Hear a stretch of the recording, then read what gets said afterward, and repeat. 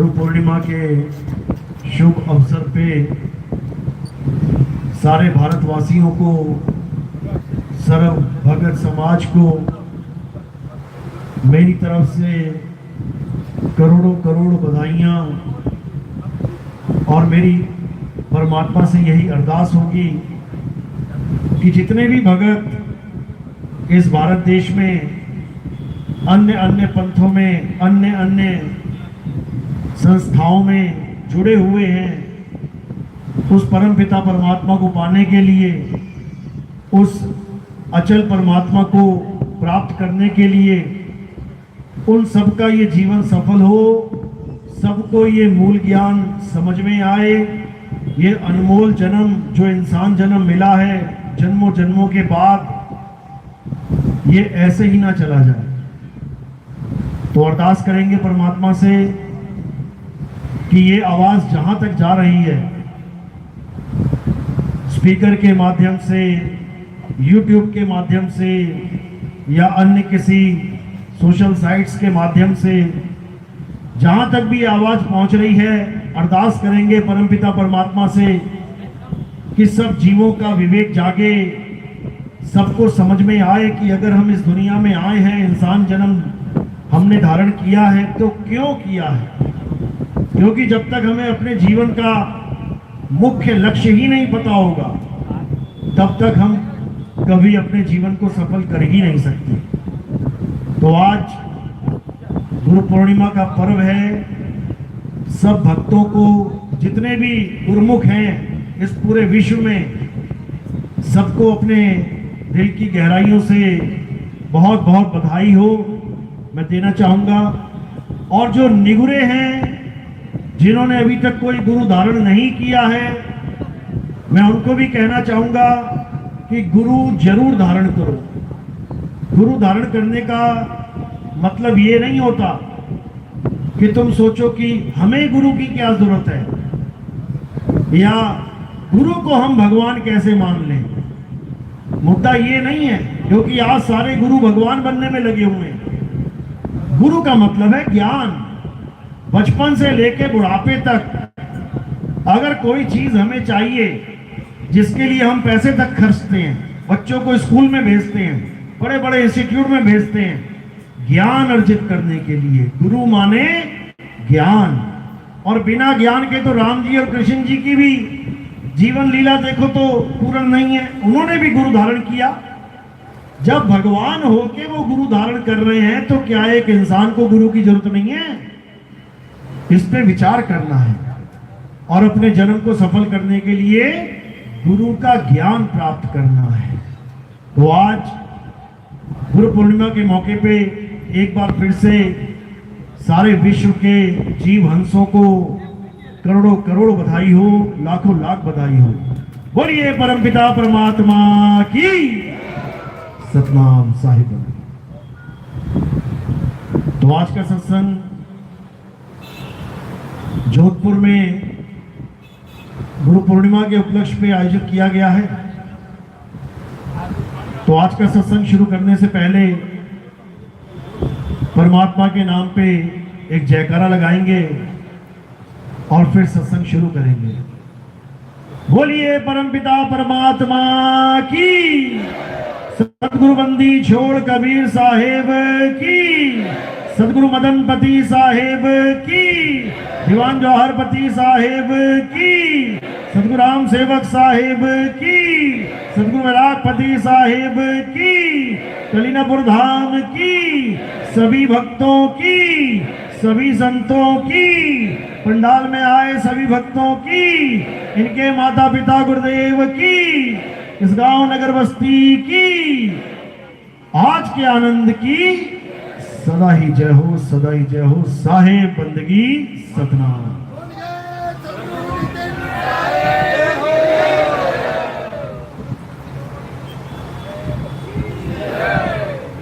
तो बंदी छोड़ की अपार कृपा से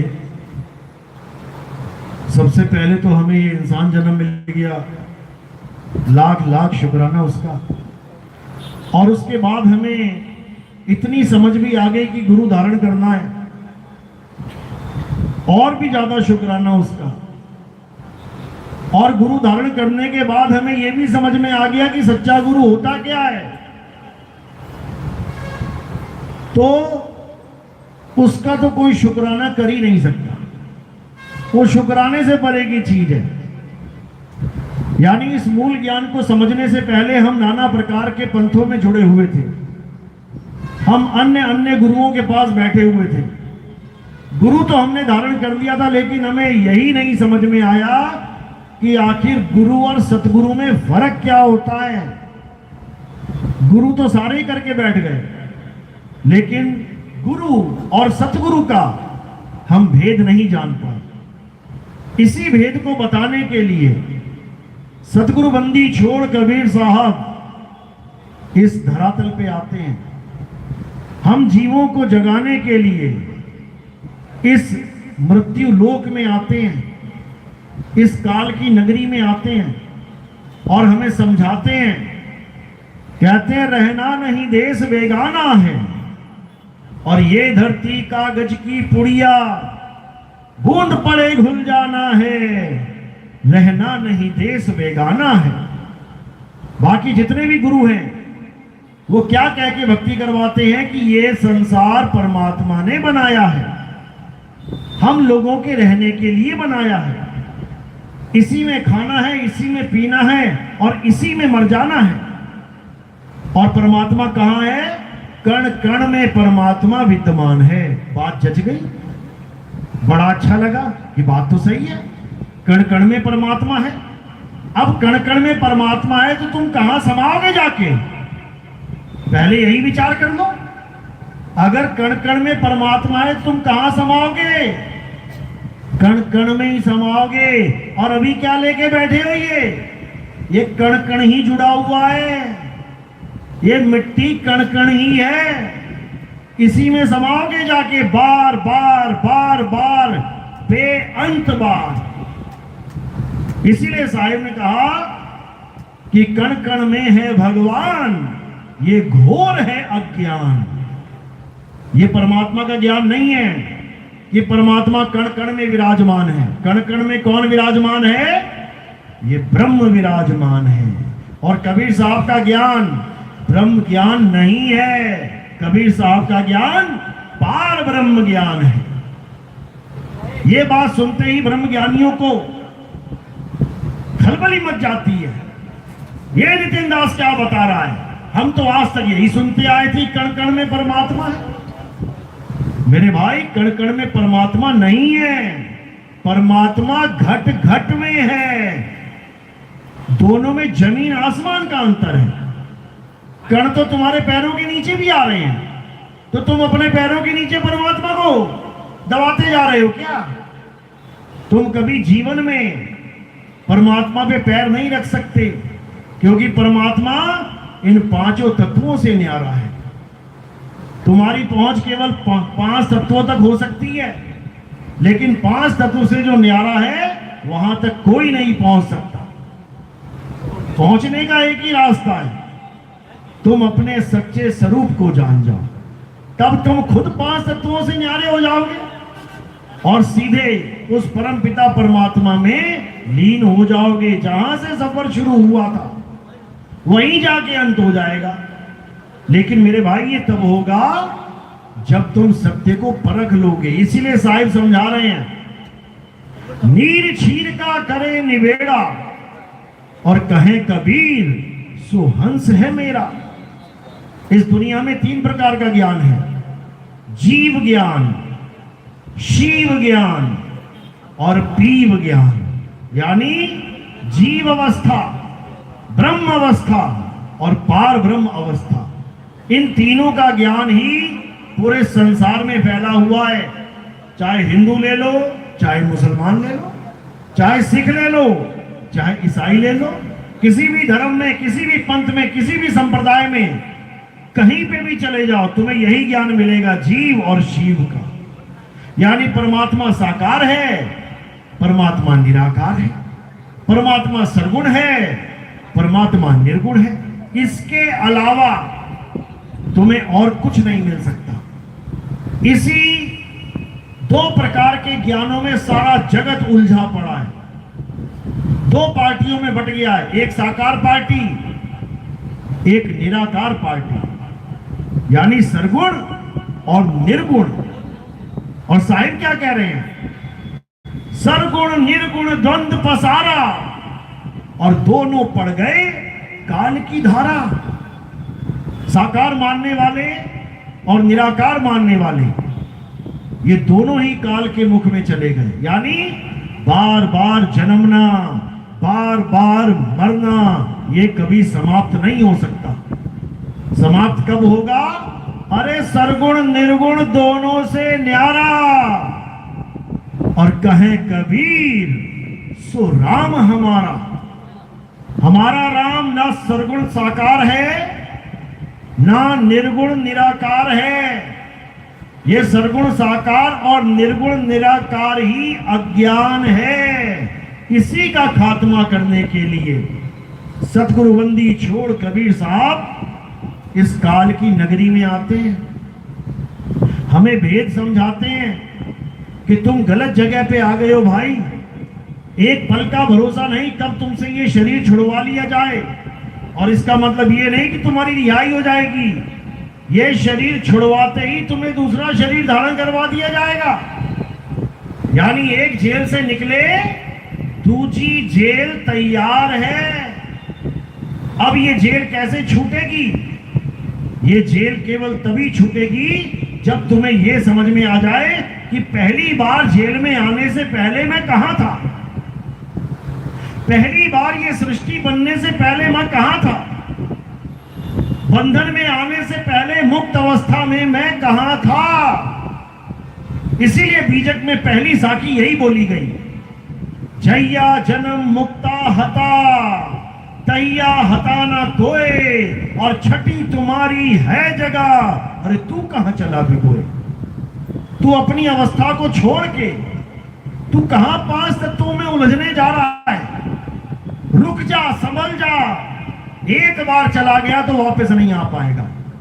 और यही सत्य है, आज तक वापस जा ही नहीं पाए। यही जन्म रहे हैं, यही मर रहे हैं, फिर पैदा हो रहे हैं, फिर मर रहे हैं, लेकिन यहां से मुक्त नहीं हो पा रहे हैं। तो अब कबीर साहब क्या समझा रहे हैं कि इस संसार से परे, इस तीन लोक से न्यारा एक ऐसा स्थान है जहां अगर तुम पहुंच गए फिर तुम्हारा आना जाना खत्म हो जाएगा, फिर तुम सदा सदा के लिए मुक्त हो जाओगे। और कहां रहोगे? दो ही ऑप्शन है, या तो इस तीन लोक में रहो या फिर चौथे लोक में। तीन लोक से न्यारा साधो, तीन लोक से न्यारा। ऐसा देश हमारा साधो, ऐसा देश हमारा। उसी देश को कबीर साहब सतलोक कहते हैं। उसी का दूसरा नाम अलख लोक कहते हैं। उसी का तीसरा नाम अगम लोक कहते हैं। उसी का चौथा नाम अनामी लोक कहते हैं। ये चार चार लोक नहीं है, ये उसी एक के चार नाम हैं। जैसे जल, नीर, वाटर, तोय, पानी, ये पांच अलग अलग तत्व नहीं है, ये उसी एक तत्व के पांचों नाम हैं। लेकिन माया ने क्या खेल खेल दिया? माया ने सारे अलग अलग लोक बना के, अलग अलग प्रकाश लगा के इस जीवों को उसी मायावी लोकों में उलझा दिया। सतलोक में सतपुरुष बना के बैठा दिया, सिंहासन पे विराजमान है, चवर हो रहा है। अलग लोक में अलग पुरुष बना के बैठा दिया, अगम लोक में अगम पुरुष बना के राजा बना के बैठा दिया, और अनामी पुरुष में, अनामी लोक में अनामी पुरुष को बना के बैठा दिया। ये माया का खेल है, लेकिन ये बड़े बड़े संत नहीं समझ पा रहे हैं। कर नैनो दीदार महल में प्यारा है, ये वाणी पढ़ पढ़ के समझा समझा के इन लोगों ने ऐसा जाल बुन दिया माया का, और खेल ऐसा मजबूत कर दिया कि ये जीव निकल ही नहीं सकता। जबकि सारे लोगों की व्याख्या करने के बाद कबीर साहब ने सारे लोगों का खंडन भी कर दिया। क्या कहते हैं? अरे काया भेद किया निर्वारा और ये सब रचना पिंड मंझारा, माया अवगति जाल पसारा, सो कारीगर भारा है। आज जितने भी पंथ चल रहे हैं, कोई कह रहा है मैं सतलोक ले जाऊंगा, कोई कह रहा मैं अलग लोक ले जाऊंगा, कोई कह रहा मैं अनामी लोक ले जाऊंगा। ये सब अज्ञान है।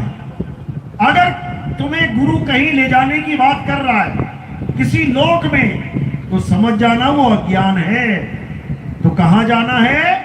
3 लोक का मतलब ये काया है और चौथे लोक का मतलब तुम्हारा सत्य स्वरूप है। तो ये सुरता कहां जाएगी? इस काया से हटके अपने स्वरूप में समाएगी, किसी लोक वोक में नहीं जाएगी कि वहां पर पानी है, वहां पर दूध की नदियां हैं, वहां पर सोने के पहाड़ हैं, वहां सोने की सड़कें हैं। ऐसा कोई सतलोक नहीं चाहिए हमें। ये तो माया का लोक हो गया। ये सोना क्या है? माया। ये दूध दही क्या है? माया। ये पंच तत्व क्या है? माया। तो साहिब कह रहे हैं ना कहीं आना और ना कहीं जाना, आपे में आप समाना। जब तुम्हें भेदी गुरु मिल जाएगा, जब तुम्हें तुम्हारे सत्य स्वरूप को लखाने वाला गुरु मिल जाएगा, तब तुम्हारा ये आने जाने का सारा झंझट खत्म हो जाएगा। तब तुम कहां रमण करोगे? तुम कहां रमोगे? जाके अपने आत्म स्वरूप में। इसी को गीता अध्याय 3 17वें श्लोक में समझाया गया, लेकिन गीता पढ़ने वाले भी नहीं समझ पाए। ये पूरा वृंदावन गीता गीता गीता करता है, 7-7 दिन के पाठ चलते हैं, लेकिन आज तक एक भी वृंदावन का कोई संत अध्याय 3 17वां श्लोक नहीं बता पाया। क्योंकि अगर वो बता देगा तो ये जितने मंदिर बने हुए हैं एक भी किसी काम का नहीं रह जाएगा। इसलिए आंखें बंद खुद भी कर लेते हैं और जनता को भी भरमा देते हैं। लेकिन अब आप लोग पढ़े लिखे हो, आप लोग समझदार हो, अपने मोबाइल में खुद देख लो। अध्याय 3 17वां श्लोक क्या कहता है? हे अर्जुन, जो अपनी आत्मा में रमण करते हैं, जो अपनी आत्मा में तृप्त हैं, जो अपनी आत्मा में संतुष्ट हैं, उनके लिए कोई धार्मिक कर्म कर्तव्य लागू ही नहीं होता। कोई नहीं बताएगा ये तुम्हें, क्योंकि यही गीता का सार है। यही गीता का सार है। लेकिन हमें गीता का सार क्या पढ़ाया गया? तू क्या लेके आया है, तू क्या लेके जाएगा, जो मिला यहां मिला, जो छोड़ेगा यही छोड़ेगा। ये गीता का सार नहीं है। ये तो 4 पैग लगा के कोई शराबी तुम्हें ज्ञान दे दे। तू क्या लेके आया है, तू क्या लेके जाएगा, ये तो शराबी भी ज्ञान दे देगा। गीता का ज्ञान है अपनी आत्मा में रमण करना है। कैसे करेंगे? पत्थर पूज के, या मूर्तियां पूज के, या राम राम राधे राधे अल्लाह अल्लाह वाहिगुरु वाहिगुरु गॉड गॉड कोई नाम जप के।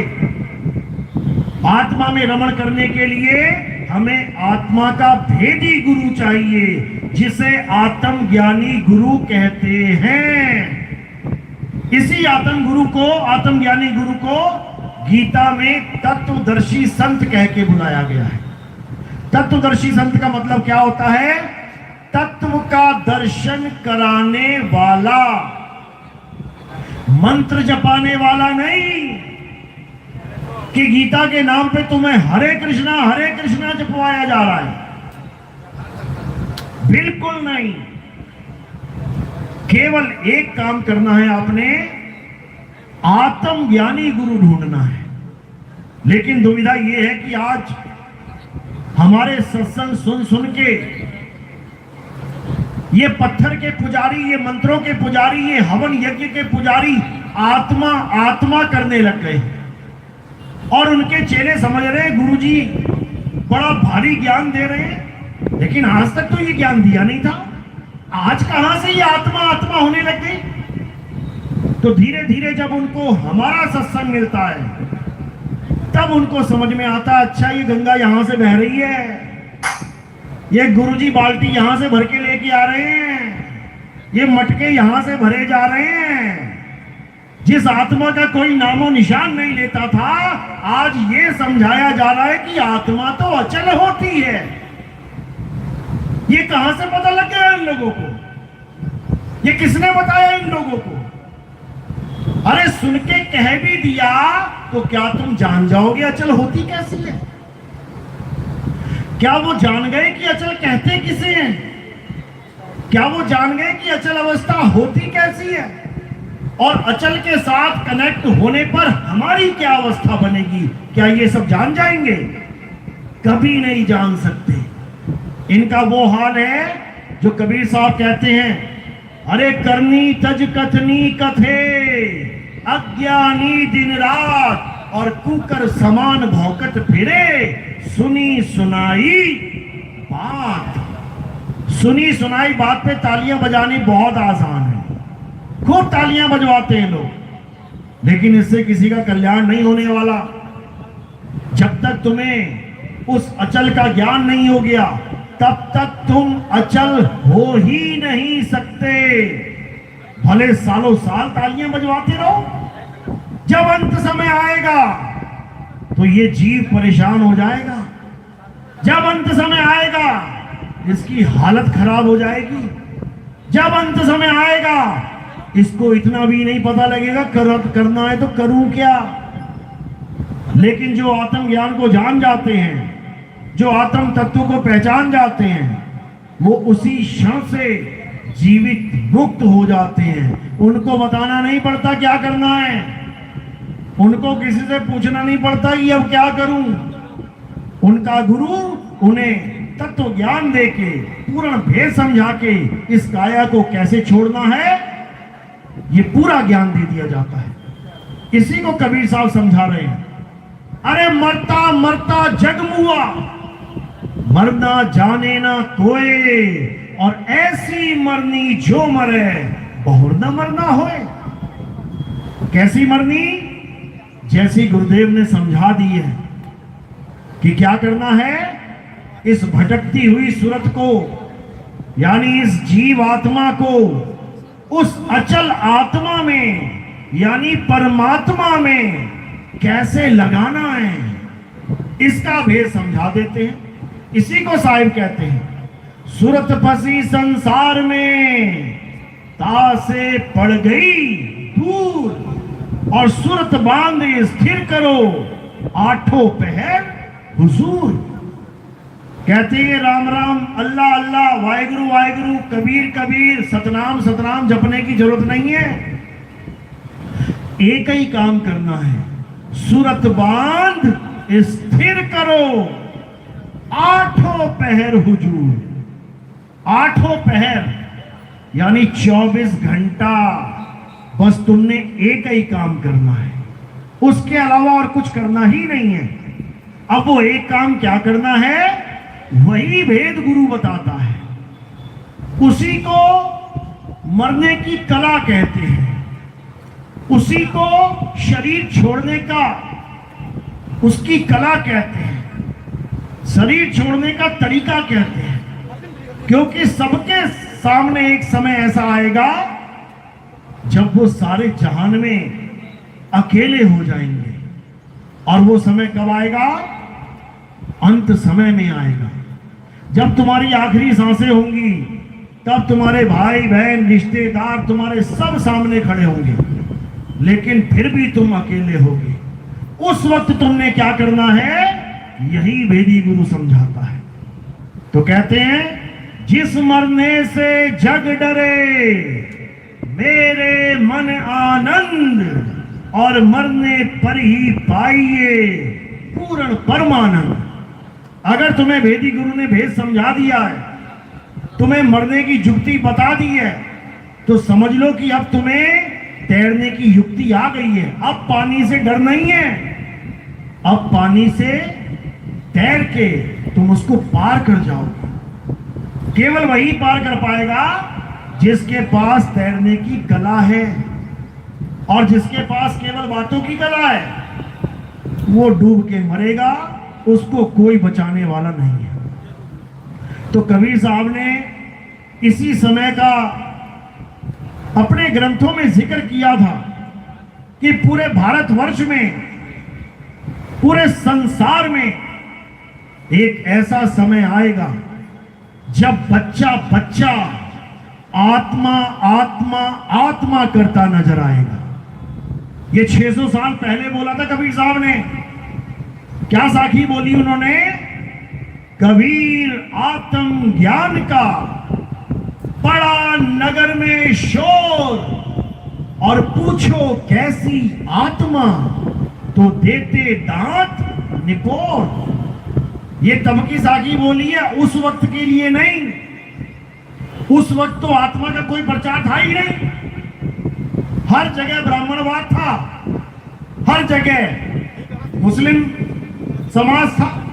हिंदू और मुस्लिम दो ही चल रहे थे उस वक्त। जब कबीर साहब प्रकट हुए तब उन्होंने कहा कि कबीर आत्म ज्ञान का पड़ा नगर में शोर।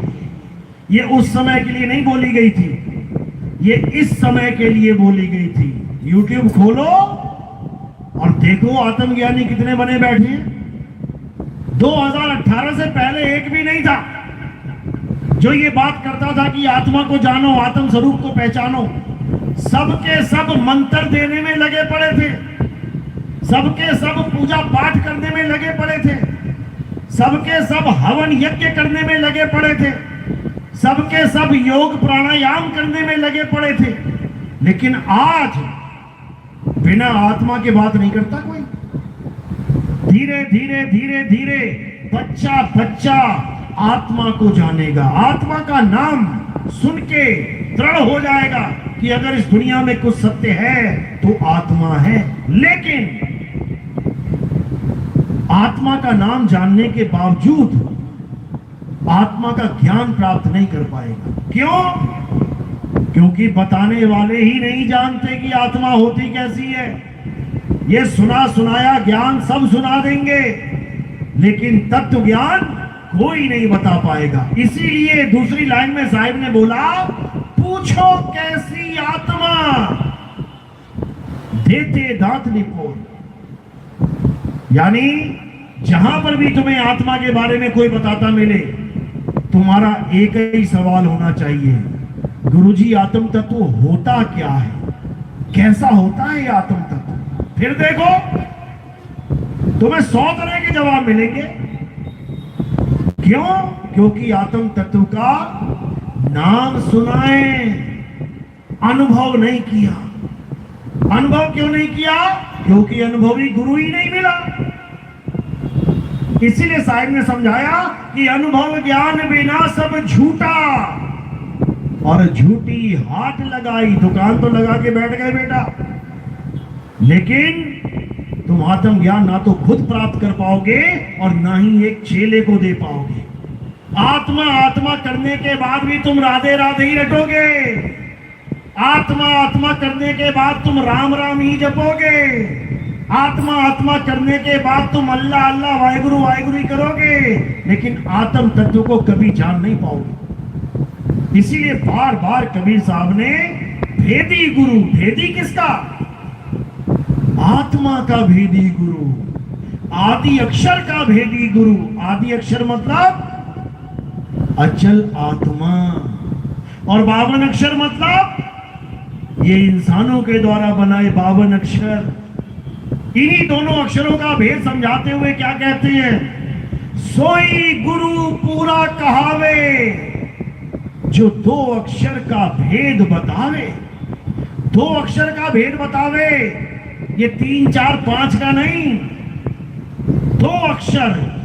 यानी एक तो ये 52 अक्षर जो तुम्हारे मुंह से निकल रहे हैं, जिसके लिए गुरु ग्रंथ साहब ने क्या बोला? 52 अक्षर लोक त्रय, सब कुछ इन्हीं माही, और ये आखर खिर जाएंगे, वो अक्षर इनमें नहीं।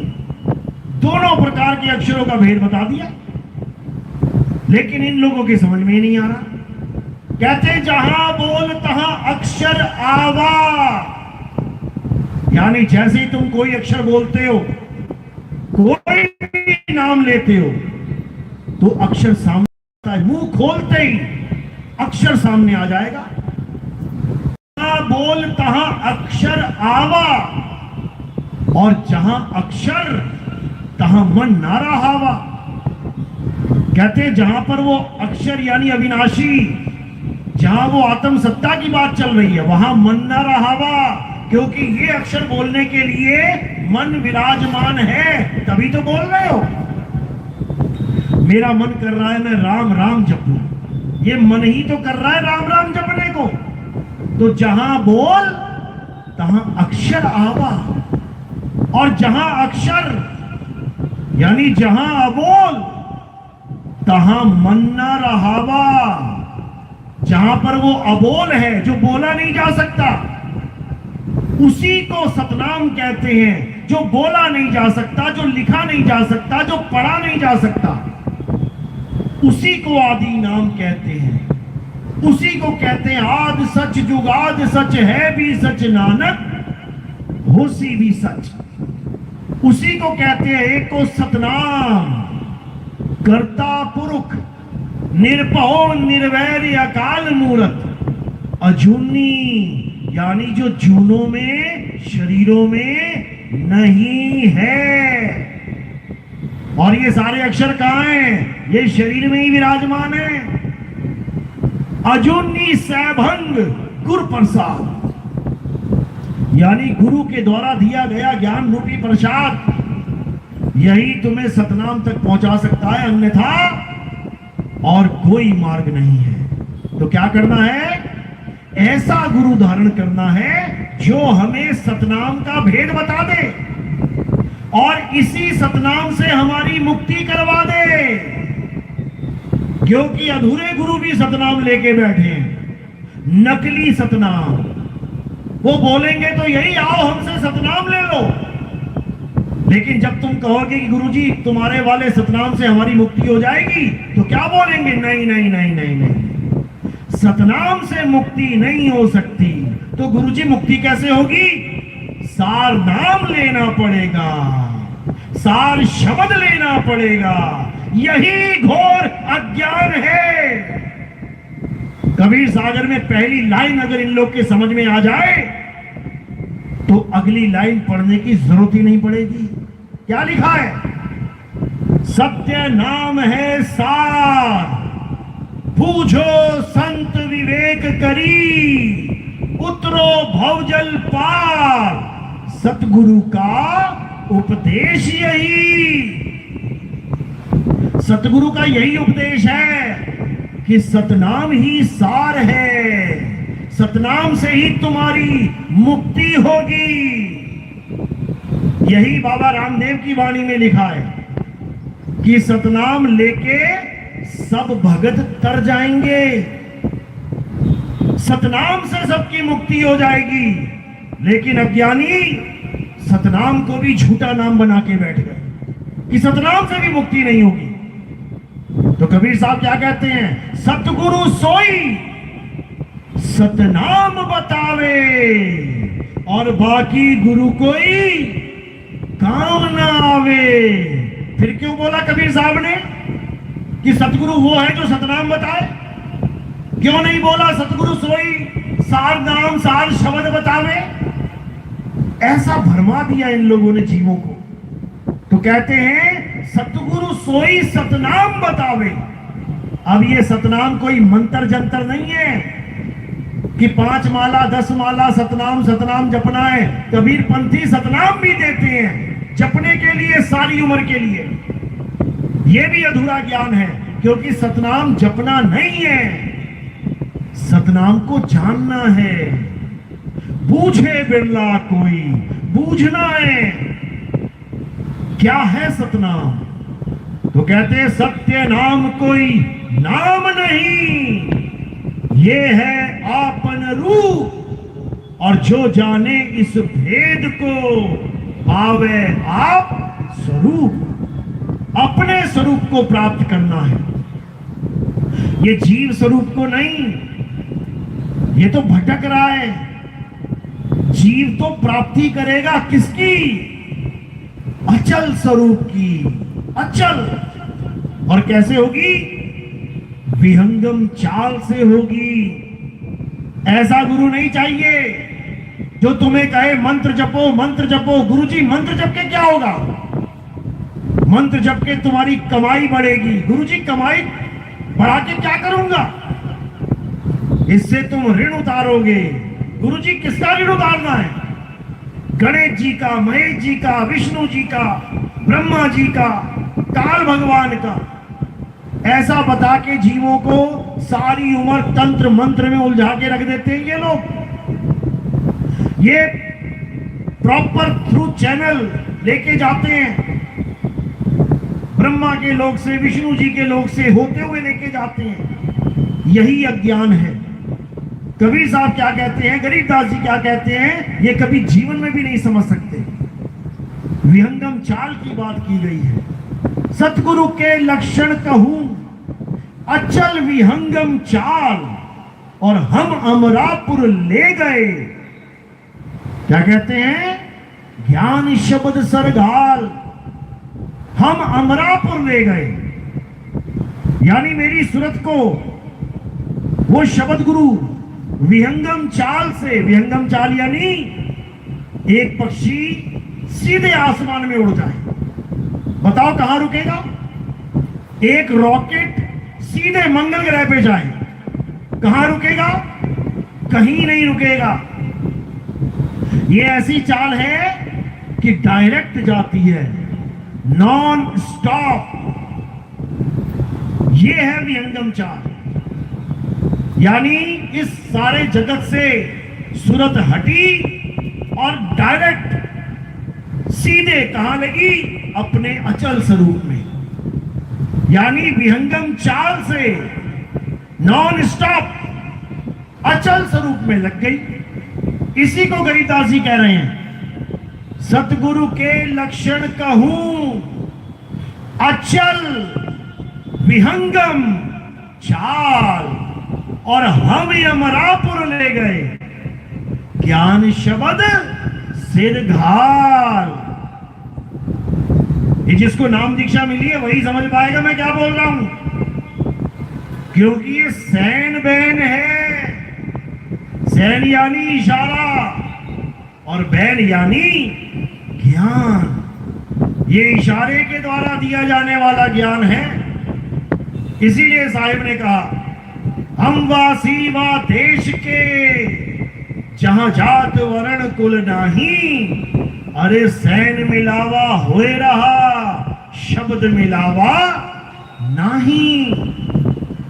ये शब्द यानी मंत्रों का मिलावा नहीं है कि मंत्रों को जपते हुए ध्यान रखना है कौन सा मंत्र जप रहे हो, श्वास में कौन सा आ रहा है कौन सा जा रहा है, ये सब अज्ञान है। विहंगम चाल की बात की है। कहते शब्द विहंगम चाल हमारी, और कहे कबीर सतगुर दई ताली। खुले कपाट शब्द झनकारी, और पिंड अंड के पार सो देश हमारा। ये पिंड अंड यानी इस काया के पार है हमारा देश। लेकिन सारे संत आज देखो परमात्मा को काया के अंदर, काया के अंदर, काया के अंदर बना के बैठे हुए। काया के अंदर परमात्मा नहीं है। काया के अंदर कौन है? जीवात्मा। जीवात्मा ये भटक गई है अपने मूल स्वरूप को, उस परम सत्ता को भूल के यहां भूली पड़ी है। जो शरीर धारण कर रही है उसे अपना स्वरूप मान ले रही है। कुत्ते के शरीर में चली जाती है ये चेतना तो अपने आप को कुत्ता मान लेती है। बिल्ली के शरीर में चली गई अपने आप को बिल्ली मान लिया। आज आदमी के और औरत के शरीर में ये चेतना आ गई तो अपने आप को आदमी और औरत मान बैठी है। खुद को तो माना, अपने गुरु को भी, अपने भगवानों को भी, अपने देवताओं को भी आदमी औरत मान के बैठ गई। यही अज्ञान है, यही अज्ञान है। इसीलिए कबीर सागर पेज नंबर 3 पे ये वाणी दर्ज की गई है। क्या कहते हैं? अरे तुमसे कहूं मैं नाम विचारी, और ना वो ज्योत, ना पुरुष, ना नारी। यानी हे धर्मदास, ये जितना भी सारा संसार है, ये ऐसे नामों को जप रहा है जो पुरुष और नारी के नाम हैं। राम पुरुष का नाम है, राधे राधे नारी का नाम है, हरे कृष्णा पुरुष का नाम है, सीता सीता नारी का नाम है। ये नारी और पुरुष के नामों में ही उलझ गए। और कुछ जो साकार को नहीं मानते, वो ज्योति स्वरूपी में उलझ गए कि नाम क्या है? नाम तो प्रकाश है। अपने पंथों के नाम भी यही रख लिए, दिव्य ज्योति जागृति संस्थान। नाम ही ऐसा रख लिया कि बस समझ जाओ कि मैं क्या दिखा रहा हूं, ज्योति दिखा रहा हूं। अब यही कबीर साहब समझा रहे हैं, तुमसे कहूं मैं नाम विचारी, और ना वो ज्योत। बताओ सारा पंथ खत्म हो गया कि नहीं हो गया? पुरुष ना नारी, ये सारे जाप खत्म हो गए कि नहीं हो गए? यानी निर्गुण और सरगुण से बिल्कुल पल्ला झड़वा देंगे कबीर साहब।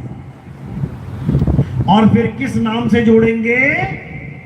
सत्य नाम से जोड़ेंगे।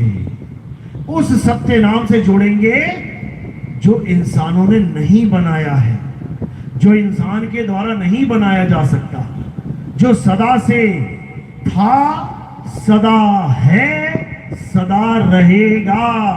उसका जन्म और मरण, उसका आदि और अंत होता ही नहीं है। इसीलिए बोला गया, आदि अंत एको अवतारा, सोई गुरु समझो हमारा। मेरा गुरु वो नहीं है जो बनता और बिगड़ जाता है। मेरा गुरु शरीर नहीं है, मेरा गुरु आत्म देव है। और जो गुरु को शरीर मान लेता है, वो कभी अपने स्वरूप को प्राप्त कर ही नहीं सकता, कभी नहीं कर सकता। जो अपने भगवान को शरीर मान लेता है, वो कभी अपने आप को प्राप्त कर ही नहीं सकता।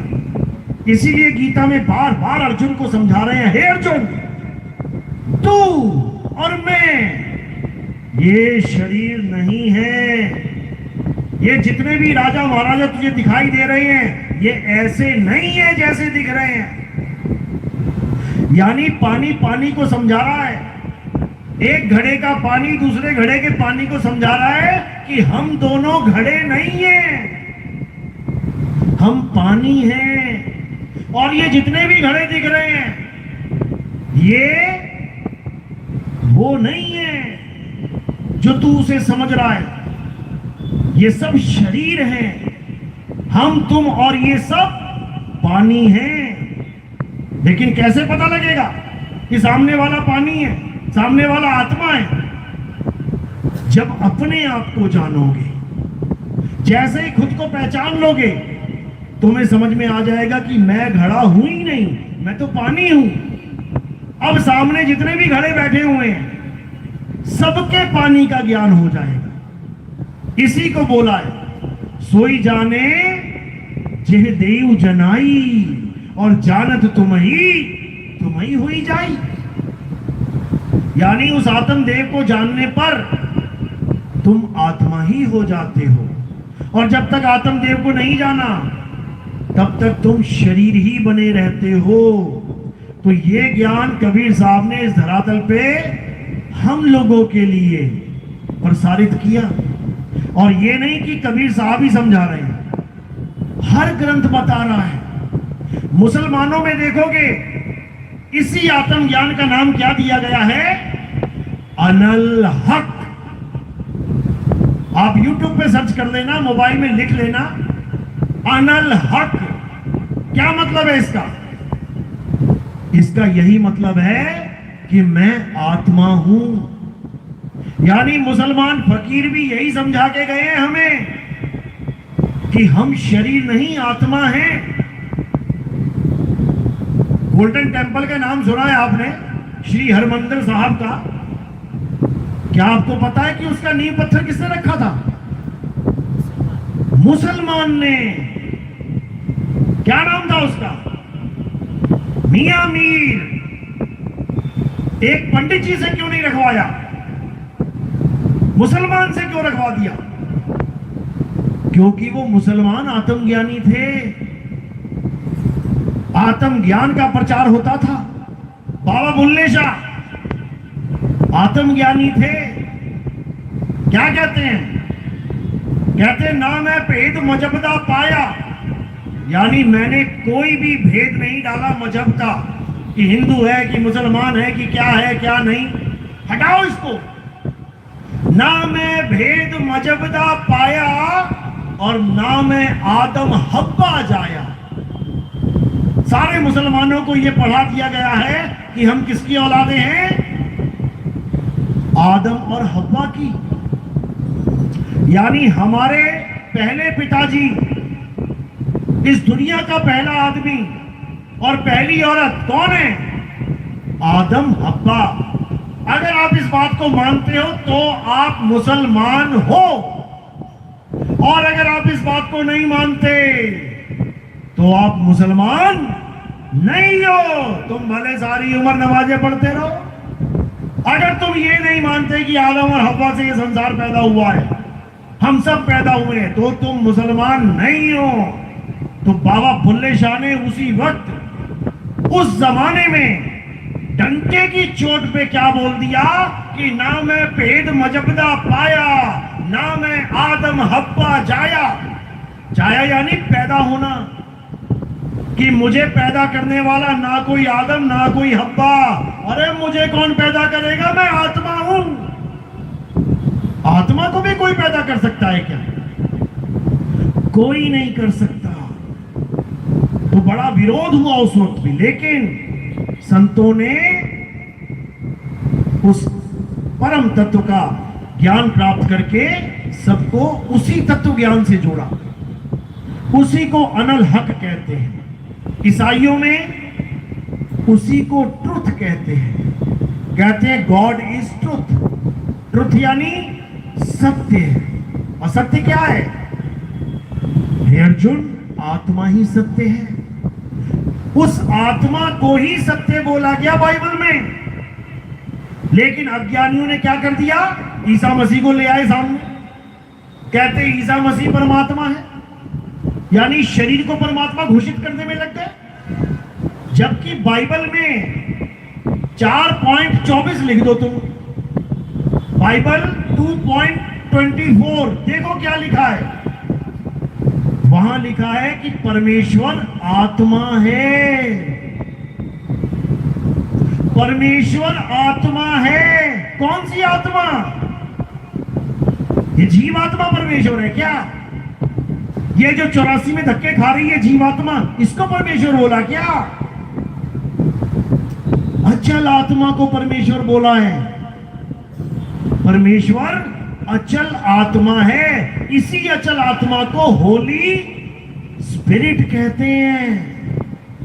होली स्पिरिट यानी पवित्र आत्मा, जिसमें कोई मिलावट ना हो, इसी को खालसा कहते हैं।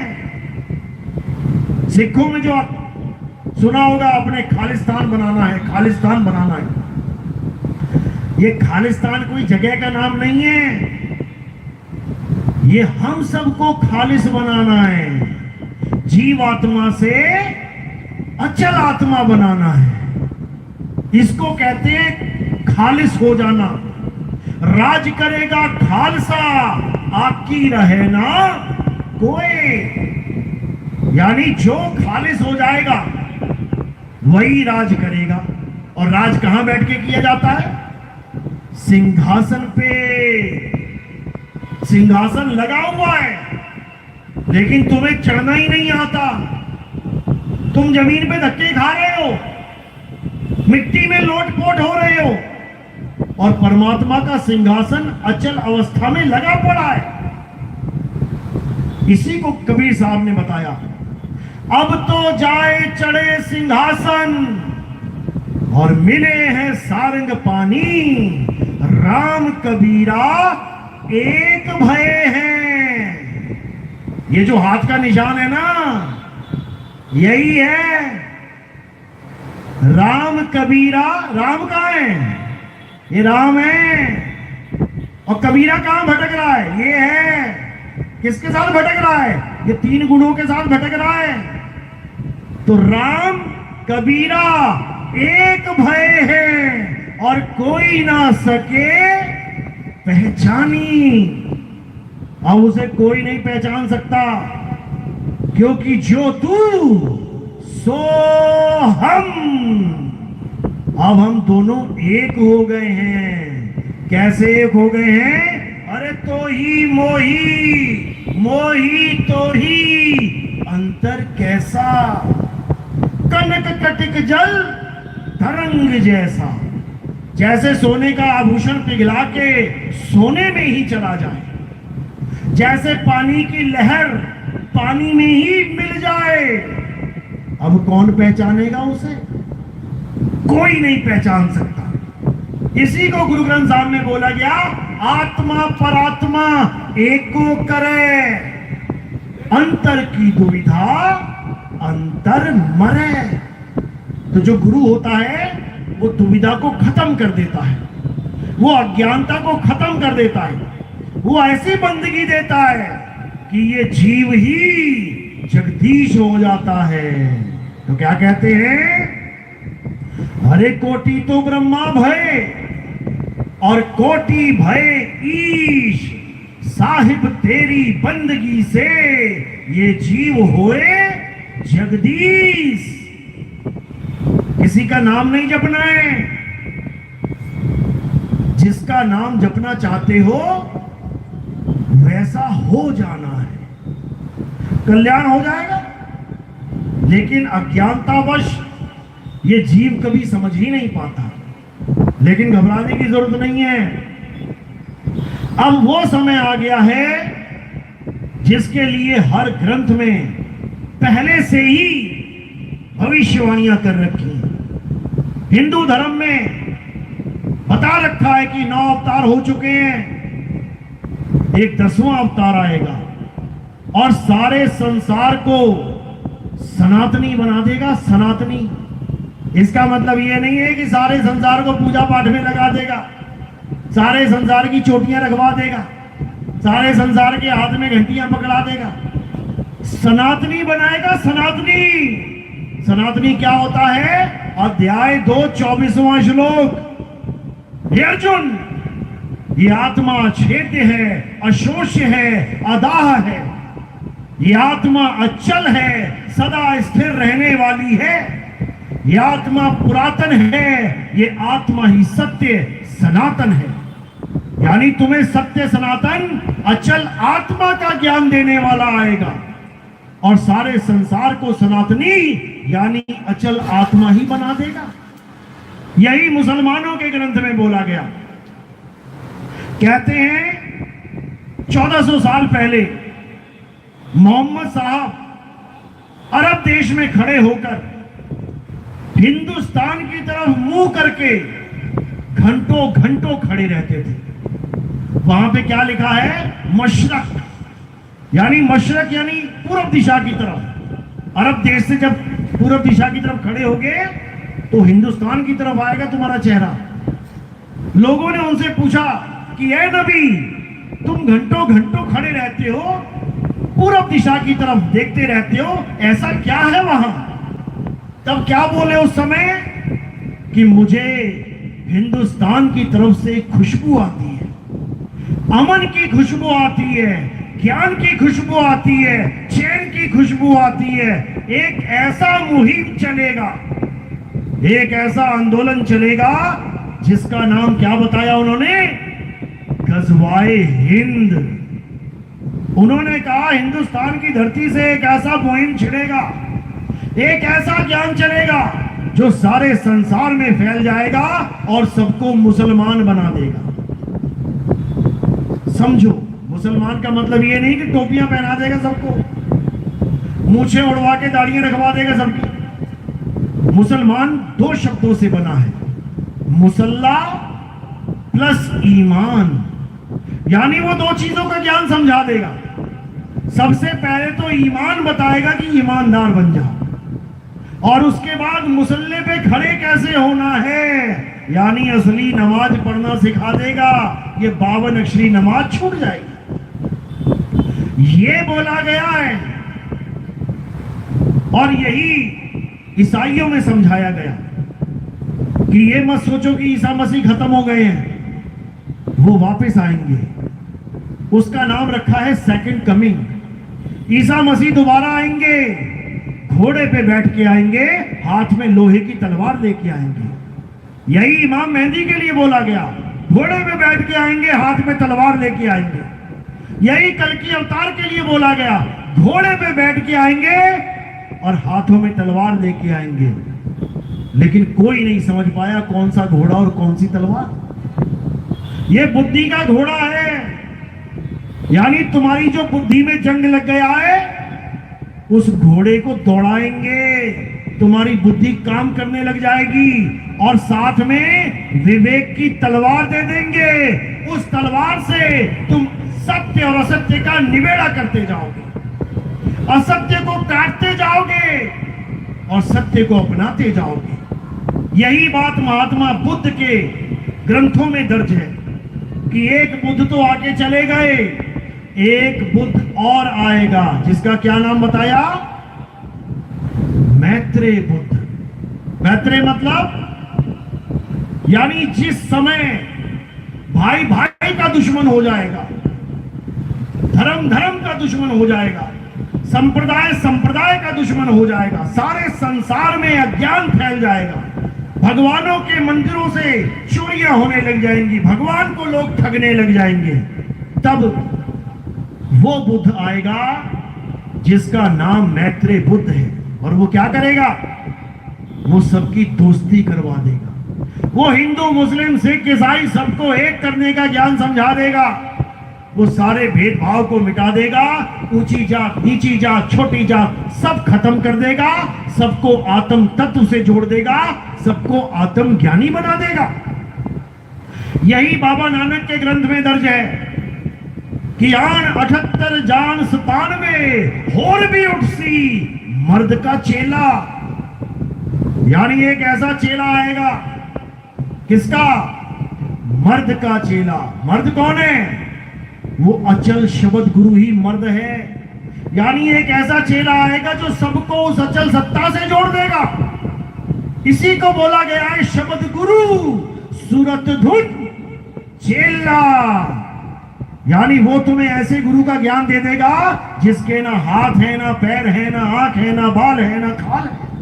वो कौन है? वही शब्द गुरु है, जिसके लिए कबीर साहब ने समझाया था, अरे जग मर्यादा कारणे ये गुरु किया रामानंद, शब्द हमारा गुरु है और सदा हमारे संग। ये जो रामानंद जी को गुरु जी बना रखा है मैंने, केवल इसलिए बनाया है क्योंकि जग मर्यादा है। अगर मैं किसी को ज्ञान समझाऊंगा तो मुझसे भी पूछा जाता है तुम्हारा गुरु कौन है। इसीलिए मुझे गुरु बनाने की जरूरत पड़ी, नहीं तो हम स्वयं ही गुरु हैं। हमें किसी गुरु की जरूरत नहीं है। लेकिन जग मर्यादा कारणे गुरु किया रामानंद, ये कबीर साहब की वाणी है। तो उसी शब्द गुरु से जोड़ने के लिए यहूदियों में बोला गया है, क्या बोला गया? इलियास आएगा। इलियास कौन है? यहूदियों का एक संत है जो कहते हैं मरा नहीं, गायब हो गया। गायब हो गया? गायब कैसे हो गया? दोबारा आने के लिए उसकी लाश नहीं मिली किसी को भी। तो ये अभी तक इंतजार हो रहा है वहां पे कि इलियास आएगा और क्या बताएगा, ये भी समझा रखा है कि जब इलियास आएगा तो वो सारे संसार को यहोवा का ज्ञान दे देगा। इसका मतलब ये नहीं कि राम राम छोड़ो और यहोवा यहोवा यहोवा जपने लग जाओ। यहोवा का मतलब समझा देगा। यहोवा का मतलब क्या है? यहोवा, मैं वो हूं जो मैं हूं। यानी तत्व ज्ञान बता देगा, तुम्हें तुम्हारा स्वरूप बता देगा। मैं वो हूं जो मैं हूं। यानी मैं ये शरीर नहीं हूं, क्योंकि ये मैं नहीं हूं। ये मैं छोड़ दूंगा एक दिन। ये बाल, खाल, आंख, कान, नाक, हड्डी, मांस, मज्जा, खून, ये मैं नहीं हूं। क्यों? क्योंकि मैं एक दिन ये छोड़ दूंगा।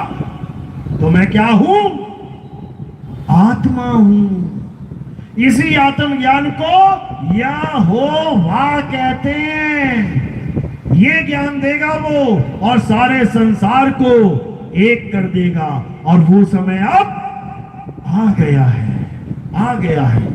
धीरे धीरे धीरे धीरे करके जितने विवेकी हंस हैं पूरे विश्व में, ये सब जागेंगे और एक परमपिता परमात्मा को याद भी करेंगे, प्राप्त भी करेंगे। क्योंकि जिसको तुम याद करोगे तुम वैसे ही हो जाओगे। ये आत्मा का गुण है, ये इस जीवात्मा का गुण है। ये जिसको याद करेगी, जिसको ध्याएगी, वैसी ही हो जाएगी। इसीलिए बोला गया जहां आसा वहां वासा। तो क्या करेगा कल की अवतार? क्या करेगा? जितने भी नाम बताए गए वो क्या करेंगे? वो तुम्हें तुम्हारा स्वरूप लखा देंगे। शरीर मत मान लेना गलती से भी, किसी भी अवतार को शरीर नहीं है। अरे वो तुम्हें तुम्हारा शरीर, तुम्हें तुम्हारे शरीर से अलग करने आ रहे हैं। तुम उसको शरीर मान के बैठ जाओगे तो तुम्हारा कल्याण नहीं होगा। इसीलिए अब केवल एक वस्तु को याद रखना है और उस वस्तु को प्राप्त करना है। और जो ये कहते हैं कि उसको प्राप्त नहीं कर सकता कोई, आत्मा की प्राप्ति नहीं हो सकती, ऐसा कहने वाले भी बैठे हैं, तो उनको मीराबाई का ये भजन सुना देना। पायो जी में नाम रतन धन पायो। जब उसको मिल गया तो तुम्हें भी मिल सकता है। बस इतना सा भेद है। समझ में आ गया तो बहुत अच्छी बात है, नहीं तो 84 तैयार है जाने के लिए, रेडी रहना। तो अब क्या करना है? अब हर प्रकार के अज्ञान को छोड़ के, हर प्रकार के इन पाखंडवाद को छोड़ के एक सत्य को जानना है, उस परम तत्व को जानना है और उसी तत्व का ध्यान धरना है। नाम नहीं जपना। साहिब समझा रहे हैं, अरे श्वासा की कर सिमरनी और कर अजपा का जाप। अजपा का जाप यानी मैं तुम्हें कहूं ऐसा नाम जपो जिसे जपा नहीं जा सकता। तुम कहोगे क्या मजाक कर रहे हो गुरुजी, ऐसा कैसा नाम है जिसको जपा नहीं जा सकता? वो यही है, वो यही आत्म तत्व है। इसी को सतनाम कहते हैं। यही वो नाम है जो अजपा है और इसी का जाप करवाना है, यानी इसी में ध्यान लगवाना है। तो कह रहे श्वासा की कर सिमरनी और कर अजपा का जाप। अरे परम तत्व का ध्यान धर, सो हम आपे आप। किसका ध्यान धरना है? परम तत्व का।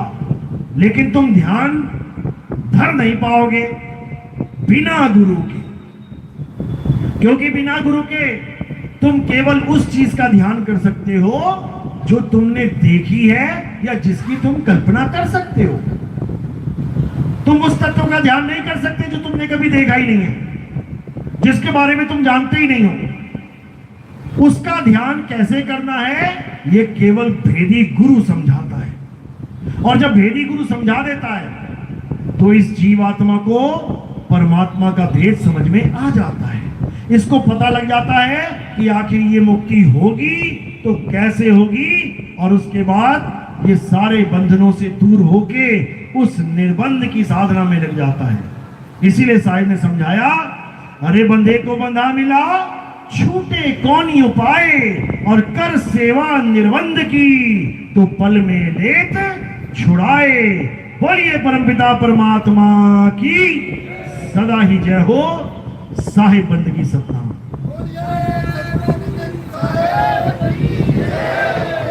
तो आज का सत्संग यही समाप्त करते हैं। और फिर से एक बार अरदास करते हैं कि पूरा भारत ही नहीं, पूरा विश्व इस मूल ज्ञान को समझे, इस मूल ज्ञान को जाने, इस मूल ज्ञान का अनुभव करे, तब हम सब मुक्त होंगे। ये जन्म मरण का चक्कर खत्म होगा, तभी हमारा जन्म सफल होगा। बोलिए परमपिता परमात्मा की सदा ही जय हो। अब आरती का समय होगा। आरती कैसे करनी है सबको पता है।